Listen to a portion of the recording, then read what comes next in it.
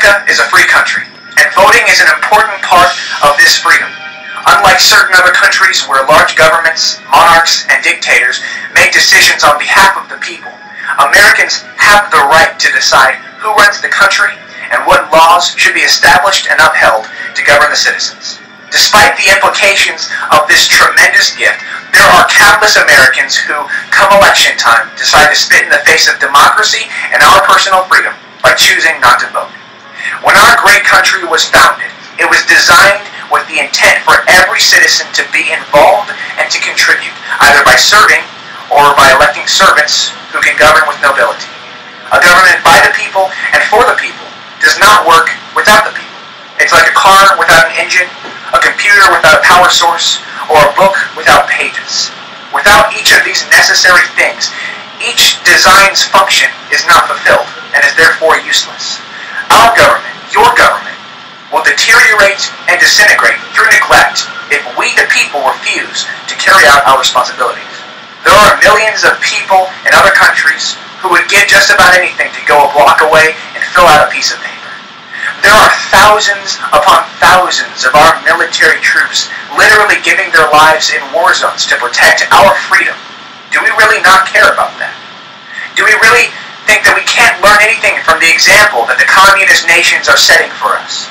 Do we really believe that we are not affected by our military troops giving their lives? Are we really too busy?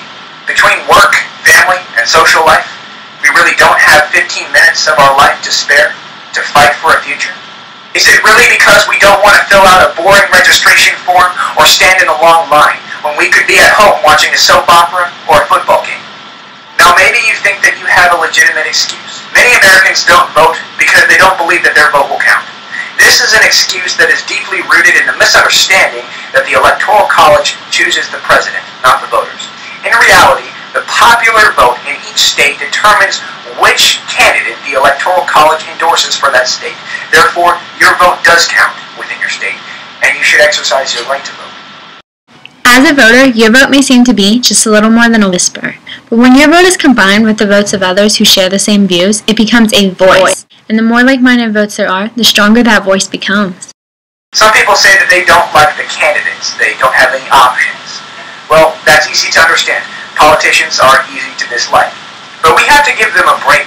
Their personal flaws are aired publicly for everyone to see, and a lot of times people use that information to decide what they think about them.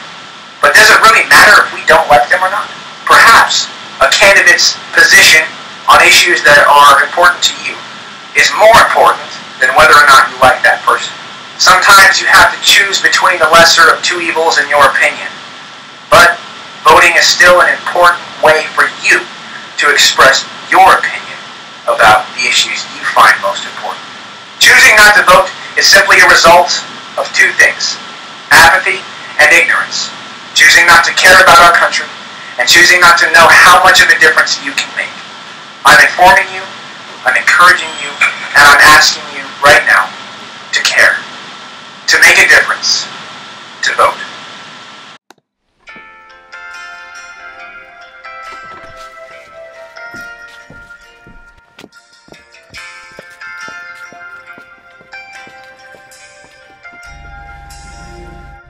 If tomorrow all things were gone, I'd work for all my life, and I had to start again with just my children and my wife.